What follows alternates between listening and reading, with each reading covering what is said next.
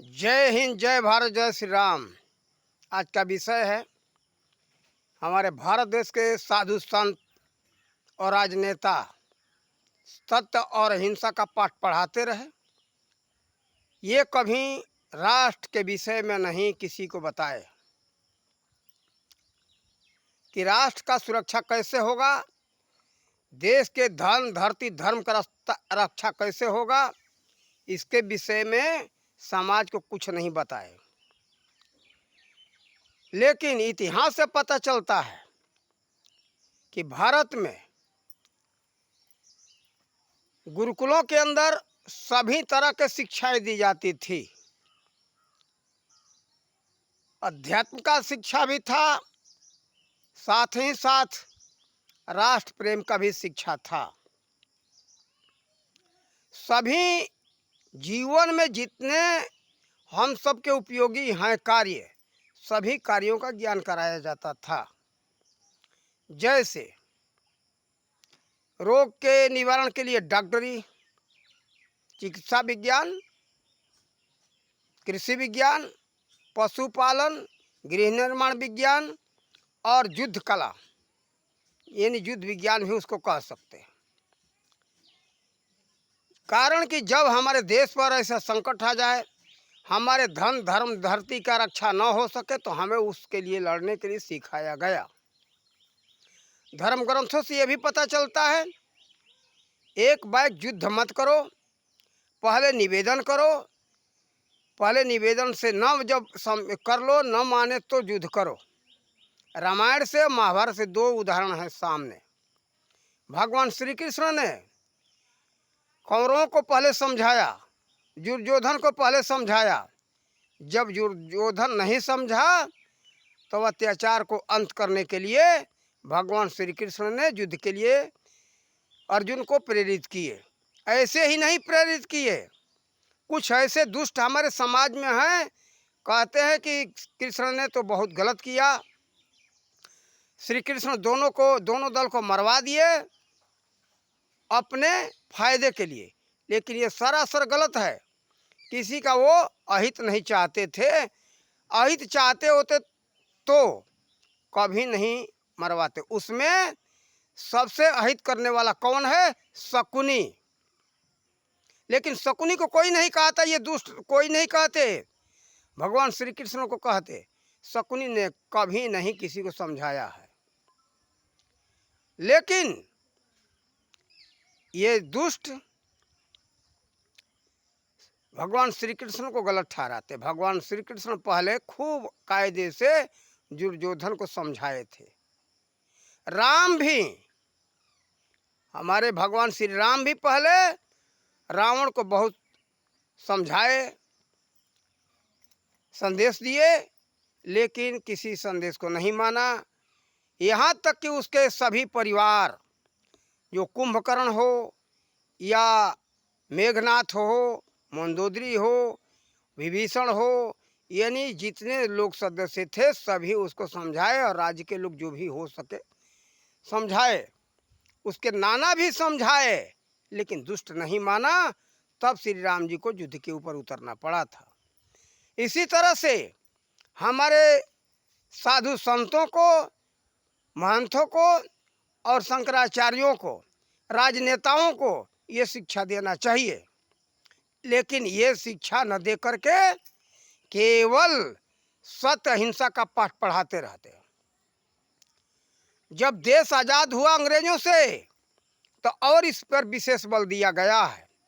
हम ये देखते कि कांग्रेसी केवल गांधी जी को सामने लाते। गांधी जी ने देश को आज़ाद कराया केवल हाथ जोड़ करके, निवेदन करके और थप्पड़ खा करके, सत्य अहिंसा के मार्ग पर चल करके, बिना तलवार उठाए आज़ाद करवा लिए।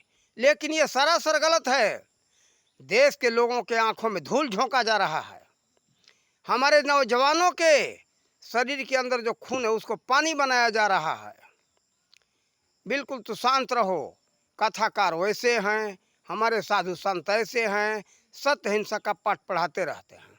कहीं मंदिर के अंदर राष्ट्र के विषय में, देश के जवानों के विषय में, शहीदों के विषय में कोई बात होने लगे तो कहते कि नहीं निकलो निकलो, ये जगह नहीं है, ये करना है तो बाहर जा कर के करो, ये मंदिर में कुछ नहीं, केवल हरि चर्चा होना चाहिए, राम का गुणगान होना चाहिए। अरे वही तो राम का गुणगान वही तो है जो युद्ध के समय में उन्होंने समझाया था। यहाँ तक कि जब लंका में जाना था तो समुद्र से हाथ जोड़ करके निवेदन किया, जड़ हो समुद्र नहीं सुना, तो तुरंत उन्होंने कहा, लक्ष्मण का आदेश दिया कि अब जो है धनुष बाण उठा लो, ये जड़ सुनता नहीं है निवेदन। 3 दिन बीत गया, ये कब हमारा निवेदन सुनेगा, अब नहीं हम सहन करेंगे, अब इस पर धनुष बाण उठाओ जरूर। तो देखो अंतिम बात है ये, लेकिन ये बात श्री राम जी का कोई नहीं सुनाता, बहुत कम कहीं आ गया चर्चा, कारण कि जो हमारे जवानों में उससे धन धर्म धरती रक्षा के लिए संदेश मिलेगा। जो धन धर्म धरती रक्षा के लिए बात आता है उसको ढक देते, न राजनेता सुनाना चाहता है और न तो हमारे कथाकार हों, संत हों, महंत हो, शंकराचार्य, ये कोई बात नहीं सुनाते। लेकिन धन्यवाद उस माई के लाल को, धीरेन्द्र शास्त्री को कोटि कोटि वंदन है, अभिनंदन है, और उनको धन्यवाद भी है कि वो हमारे देश के जवानों को ऐसी कथा सुनाया करते हैं। आज ही सुबह, आज तारीख 18 अगस्त है, आज ही अचानक उनका एक वीडियो आया जो कि 11 महीने पहले का है। कहाँ का है ये हम तो उसका पता नहीं चल सका, लेकिन वहाँ सरदार भगत सिंह के जीवनी के बारे में जब जेल में उनके साथ दुराचार हुआ, वो सारी कथा सुनाए। देश के लिए जो बलिदान हो गए खुशी से और बिना घबराए हुए फांसी पर चढ़ गए, वो कथा सुनाए, हमें बहुत सुंदर लगा और बहुत बहुत धन्यवाद उनको। ऐसे हमारे जवानों को कथा सुनाया जाना चाहिए, तभी हमारे जवानों के शरीर में खून में जो गर्मी रहेगी, खून रहेगा पानी नहीं, तभी अपने धर्म धरती रक्षा के लिए वो आगे कदम बढ़ा सकते हैं, नहीं तो कदम नहीं बढ़ाएंगे। अब ये तो पाठ पढ़ाते हैं, अरे भाई संत का काम है सहन करना, अरे संत कभी किसी के जवाब देता है क्या? अरे अगर जवाब दे दोगे तो तुम्हारे में उसमें अंतर क्या रहेगा? तुम भी अत्याचारी में हो जाओगे, अत्याचारी में नाम तुम्हारा भी लिख जाएगा। अत्याचारी अत्याचार कर रहा है, तुम्हें क्या करना है, केवल सहन करते रहना है, सहन सहन सहन। ये पाठ पढ़ा करके हमारे भारत के लोगों को बर्बाद किया गया, लेकिन ये सरासर गलत है। ऐसे कभी रक्षा हुआ क्या? कभी नहीं हुआ। अगर आज़ादी की जो बात रही, आज़ाद भारत कब हुआ? जब हमारे देश के लोग जैसे वीर शहीद जो हैं वो जब तैनात हो गए लड़ने के लिए, तब जाकर के देश आज़ाद हुआ है। नेताजी सुभाष चंद्र बोस हो, सरदार भगत सिंह हो, खुदीराम बोस हो, राजगुरु हो, और ये अशफाक उल्ला हो, सहदेव हो, और ये क्या उनका ऐसे सुखदेव, ये सब जो हमारे क्रांतिकारी वीर थे, इस तरह के बहुत से वीर थे, लाखों थे। तो 2 भाग में बट गया। गांधी तो कारण है इनके, हम देखते एक प्रकार के अंग्रेजों के दलाल नेहरू और गांधी दलाल जैसे महसूस हो रहे हैं। ये दलाल नहीं होते तो अंग्रेजों का पक्ष नहीं लेते। शांति शांति, अरे भाई ठीक है जगाए ठीक, लेकिन बाद में तुम्हारी नीति क्या बदल गई? ये अंग्रेज इन लोगों को मिला करके ये लोग काम किए। फिर अंदर से अंदर अंतरिम सरकार भी इनका था, प्रधानमंत्री की चर्चा चला, नेहरू अंतरिम प्रधानमंत्री भी थे। इतना साठगांठ था। लॉर्ड माउंटबेटन और उसकी धर्मपत्नी जो है, ये सब एक साथ मिले हुए थे। देश बंटवारा के समय में 2 बार देहरादून अलग अलग बुलाने का क्या कारण था? बहुत धोखे से नेहरू से दस्तखत भी करवाया गया, दोनों को अलग अलग बुला करके ये सब पाठ पढ़ाया गया। तो देखो ये जो है देश बंटवारा अंग्रेज करवाए, लेकिन हम ये कहेंगे कि नेताजी सुभाष चंद्र बोस का अगर ये साथ दिए होते तो हमारी भारत की स्थिति नहीं होती। लेकिन प्रधानमंत्री बनने की आकांक्षा थी दोनों को, जीना को और नेहरू को, इस कारण से ये स्वीकार नहीं किए नेताजी सुभाष चंद्र बोस को। ये कारण दिखाई दे रहा है इतिहास से। कारण ये योग्य थे। एक नंबर में थे नेताजी सुभाष चंद्र बोस, दूसरा नंबर में थे सरदार वल्लभ भाई पटेल। और एक वीडियो में हमने देखा था कि ये प्रेरित थे, इनको भी लोग कहते भीमराव अम्बेडकर को, लेकिन इनका पोशाक तो देखो, इनका वेशभूषा तो देखो, पूरा अंग्रेज जैसा है, अंग्रेजी से भी प्रभावित थे। वैसे हमारे देश से मुसलमानों को इन्होंने बहिष्कार किया है, इसके लिए उनको बहुत बहुत धन्यवाद। कि एक साथ रहेंगे तो देश में शांति कभी नहीं रह सकती है। दो भाग में अगर बट गया तो इनको अपने हक में भेज दो, अदला बदली कर लेना ही उचित है। लेकिन इस बात को नेहरू और गांधी स्वीकार नहीं किए। गांधी जी मुस्लिमों के पक्षधर थे, नेहरू भी पक्षधर थे। और नेहरू तो केवल ही पंडित जोड़ लिया अपने नाम में, देश को धोखा देने के लिए। ये तो मुसलमान परिवार है ही। आप लोग इनका इतिहास देखो, बराबर ये मुसलमानों का पक्ष लिया है इन लोगों ने और हिंदुओं का बहिष्कार किया है।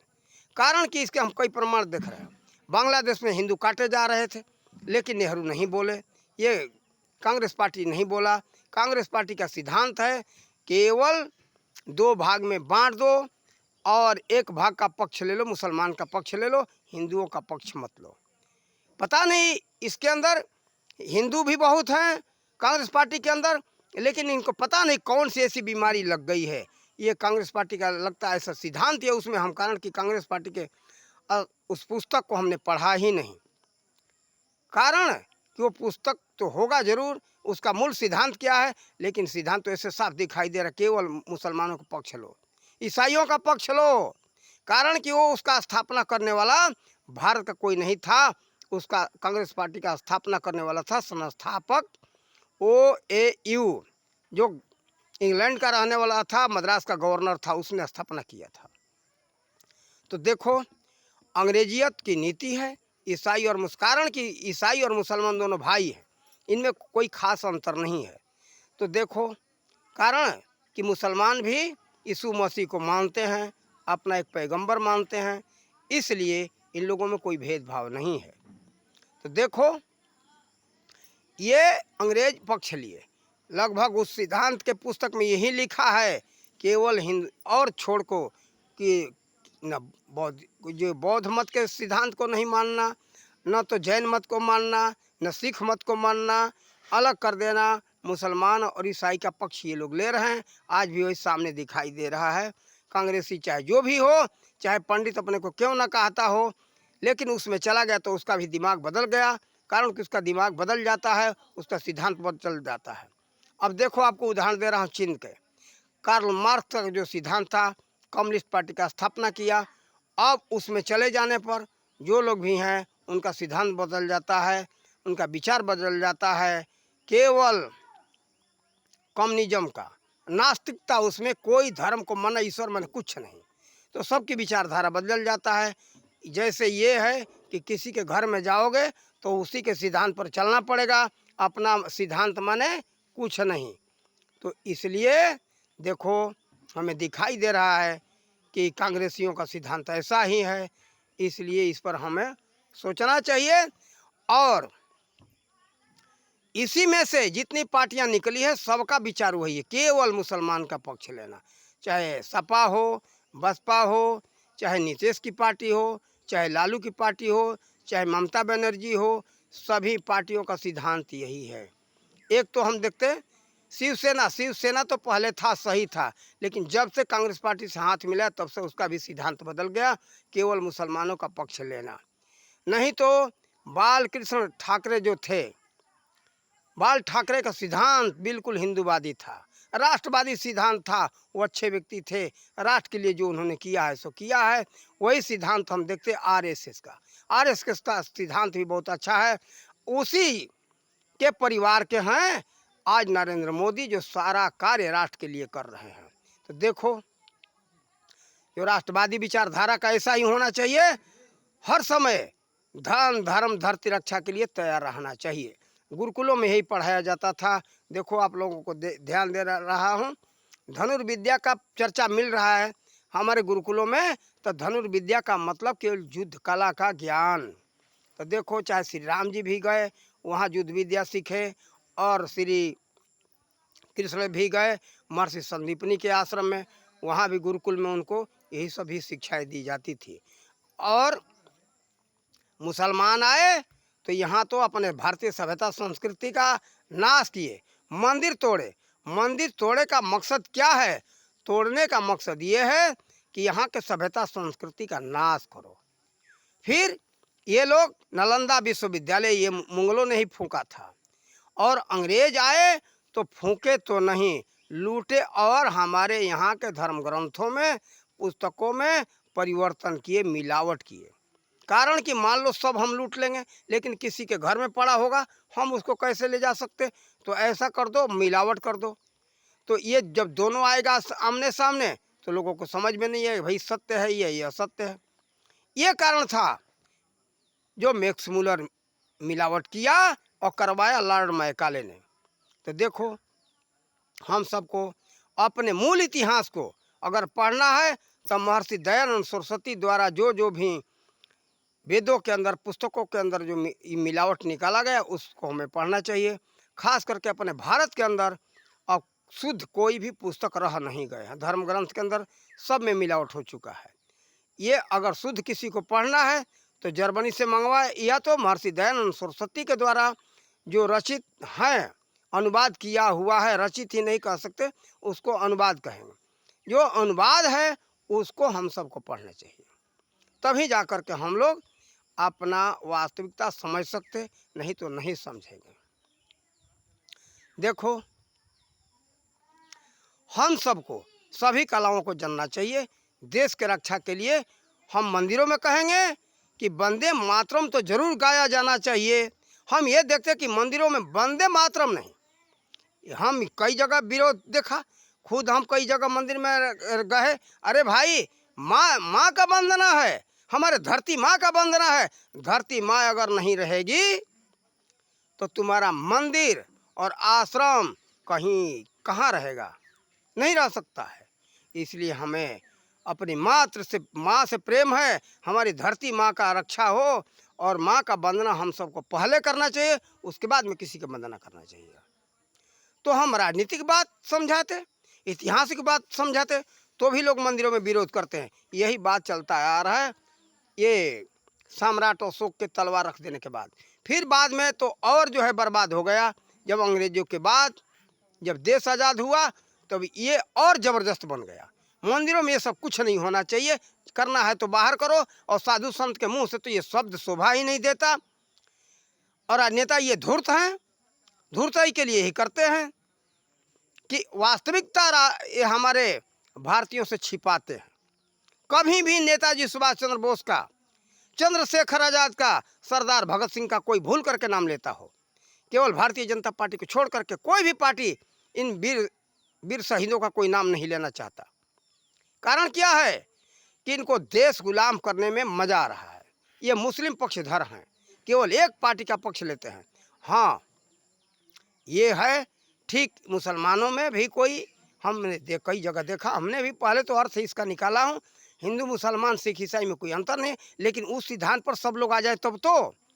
लेकिन दो भाग में लड़ करके और तुम मूल चीज़ को बर्बाद कर रहे हो, और तुम्हारी हम वृत्ति देखते हैं राक्षसी वृत्ति। राक्षसी वृत्ति से सनातन का रक्षा नहीं होगा। सभी सनातनी हैं, हमने कई वीडियो में बताया है, लेकिन इनका सिद्धांत बदल चुका है, नास्तिक विचार के हैं, ईश्वर को मानते ही नहीं, कहते हैं अपने के सिख ईसाई, और ये सिख नहीं, हाँ सिख भी वही हो, ईसाई और मुसलमान ये तो बिल्कुल महानास्तिक हो गए। सिख हमारे भाई सही हैं, वो तो कट्टर हिंदू हैं, और नानक देव जी ने सनातन का ही शिक्षा दिया था, यीशु मसीह ने सनातन का ही शिक्षा दिया था, हजरत मोहम्मद साहब ने सनातन का ही शिक्षा दिया था, लेकिन उनके सिद्धांत पर नहीं चलते। इनका सिद्धांत बदल गया, लेकिन यहाँ सनातन का जो मूल बात हो रहा है उसमें शुद्ध सनातन का बात होता है हमारे भारत के अंदर, उसमें मिलावट नहीं है, नास्तिक बनने की बात नहीं है। सभी जो अपने को सनातनी कहते सब ईश्वर का उपासना करते। अगर ईश्वर का उपासना नहीं करता है तो वो सनातनी हो ही नहीं सकता। ये नहीं सनातनी के नाम पर तुम गलत करो, उसका मैं पक्षधर नहीं हूँ, उसका बहिष्कार कर रहा हूँ। लेकिन देखो, हमारे संत महंत और ब्राह्मण और राजनेता वीर शहीदों की कहानी जरूर सुनाएं, राष्ट्रभक्ति के बारे में जरूर बताएं, तभी हमारे धन धर्म धरती का रक्षा हो सकता है, अन्यथा नहीं होगा। बार बार देश गुलाम होता रहेगा। सम्राट अशोक को तलवार रख देने के बाद देखो उसके विदेशी नजायज लाभ उठाए। आज करीब करीब 1200 वर्षों से ये देश गुलाम होता चला आ रहा है। कारण क्या है? केवल हमें सत्य अहिंसा के मार्ग पर चलने का ये नतीजा है। तो देखो, सत्य अहिंसा के बारे में हमने और भी समझा, इसमें थोड़ा सा समझा दे रहा हूँ। आमने सामने की लड़ाई में उसमें कोई हिंसा नहीं है, वो धर्म युद्ध है। लड़ना चाहता उससे लड़ो, भागो मत, कायरता है ये। और नाजायज करके किसी को सताओ मत, वो हिंसा है। जो भाग रहा हो, सोया हुआ हो, जो कोई लड़ना नहीं चाहता हो, उसको मरना हिंसा है। हिंसा अहिंसा का मतलब ये है। लेकिन जो भाई देखो, अगर भगवान श्री राम भी तो यही किए, समझाए, नहीं माना रावण तो लड़ाई करना पड़ा। श्री कृष्ण भी यही किए, कौरवों को समझाए, जिसमें मुख्य था दुर्योधन, उसको समझाया, नहीं माना तो लड़ाई करना पड़ा, युद्ध करना पड़ा। इसी नीति को हम सबको लेकर के चलना चाहिए। इस नीति पर नहीं चलेंगे तो हमारा देश गुलाम होता रहेगा, गुलाम था और हो जाएगा। फिर अगर गुलामी से बचना है तो उसी सिद्धांत को अपनाओ। सत्य अहिंसा का मतलब समझो। हिंसा हिंसा में अगर भेद नहीं समझोगे तो बराबर हमारा देश गुलाम रहेगा। गुलामी के जंजीर में जकड़े रहोगे, दूसरे का हाँ जी करना पड़ेगा। इसलिए अत्याचार से मुक्त रहना चाहते हो तो धर्म ग्रंथों के रास्ते पर आ जाओ, वीर शहीदों के रास्ते पर आ जाओ। चंद्रशेखर आज़ाद हो, चाहे सरदार भगत सिंह हो, किसी के साथ नाजायज नहीं किए, लड़े तो अपने देश के लिए लड़े। और नालायक लोग, इनको देशद्रोही लोग जो अंग्रेजों के पक्षधर थे, इनको आतंकवादी पढ़ाते थे। आतंकवादी कहने का मतलब क्या है तुम्हारा? तुम जो है विदेशियों के पक्षधर हो। जितने विदेशी के पक्षधर हैं, अंग्रेजों के पक्षधर हैं, वैसे ही पाठ पढ़ाए। राष्ट्र विरोधी है ये, देश विरोधी हैं, देशद्रोही हैं। ऐसे लोगों से बचो और अपने देश को आज़ाद कराने वाले वीर सपूतों को याद करो, उनके जीवनी को पढ़ो। उस रास्ते पर हम सबको चलना चाहिए, तभी हमारा और हमारे देश का रक्षा हो सकता है, नहीं तो नहीं रक्षा होगा। अरे देखो, मंदिरों में ये सब बात होना चाहिए, कारण कि मंदिरों में इकट्ठा होते हैं लोग। क्या कायरों का मंदिर बना है क्या? भगवान श्री कृष्ण कायर थे? कायरों के मंदिर में वो पाठ पढ़ाओ, केवल सत्य अहिंसा सत्य अहिंसा। और बुद्धदेव कायर नहीं थे, बुद्धदेव सत्य थे। उनके वाणी में ऐसी शक्ति थी कि राक्षसों को उन्होंने मारा। जैसे अंगुलीमाल को देख लो, उनको धनुष बाण नहीं उठाना पड़ा। नानक देव जी को धनुष बाण नहीं उठाना पड़ा। नारद जी को धनुष बाण नहीं उठाना पड़ा, अपने वाणी से मार दिए। जो वाणी से मारने का क्षमता जिसके अंदर है, उसको धनुष बाण उठाने का क्या जरूरत? लेकिन बुद्धदेव जी मत बनो। अब बुद्धदेव जी के जैसे अगर वाणी में शक्ति हो, सामर्थ्य हो, तो बुद्धदेव बनो, नहीं तो अन्यथा कायर हो। बुद्धदेव के नाम पर कलंक लगा रहे हो। अरे दम है वाणी में प्रयास करने का। नानक देव के वाणी में दम था, नारद जी के वाणी में दम था, और बुद्धदेव जी के वाणी में दम था कि इनको कहीं भी शस्त्र उठाना नहीं पड़ा। केवल वाणी से मारे, राक्षस मर गए, नामो निशान मिट गए, वो संत बन गए, राक्षस नहीं रहे। ऐसे अगर परिवर्तन करने का क्षमता है तो इन सब महापुरुषों का नकल करो, और नहीं तो आ जाओ भगवान श्री राम और कृष्ण के सिद्धांत पर। पहले समझाओ, न समझाए तो युद्ध के लिए तैयार हो जाओ। उसमें कोई हिंसा नहीं है, धर्म युद्ध है वो। क्या महाभारत अत्याचार था? महाभारत धर्म युद्ध था, आमने सामने की लड़ाई थी। ये कोई हमको गलत कहता रहे, लेकिन मैं सही कह रहा हूँ, शास्त्र के सिद्धांत के अनुसार कह रहा हूँ, महापुरुषों के सिद्धांत के अनुसार कह रहा हूँ। नेताजी सुभाष चंद्र बोस देख लिए गांधी जी के हाथों और माथा झुकाने पर, हाथ जोड़ने पर ये अंग्रेज नहीं सुन रहे थे। जालियांवाला कांड को देखो, फिर इतने अच्छे भोले भाले संत थे अंग्रेज, सज्जन थे, तो जालियांवाला बाग में क्यों गोली चलवाए? क्या कारण था? कोई लोग हथियार लेकर के गए थे लड़ने के लिए, फिर भी अत्याचारी गोली चलवाए। और बात बात पर ये जहाँ देखते थे कि हमारे विरुद्ध कोई आवाज़ उठे तो उसको फांसी दे दो या मार दो। साधारण सजा से मान जाए, कोड़ा से मान जाए तो छोड़ दो, और नहीं तो इसको फांसी दे दो। देश के लिए, स्वतंत्रता के लिए आवाज़ उठाना मुश्किल था। तब नेताजी सुभाष चंद्र बोस लड़ाई के लिए ठान लिए कि अब हमें लड़ना है। सरदार भगत सिंह इत्यादि जितने हमारे वीर शहीद थे, ये लड़ाई के लिए ठान लिए कि अंग्रेज साधारण में हाथ जोड़ने से नहीं जानने वाले हैं। ये कारण था दो भाग में बंटने का कांग्रेस का।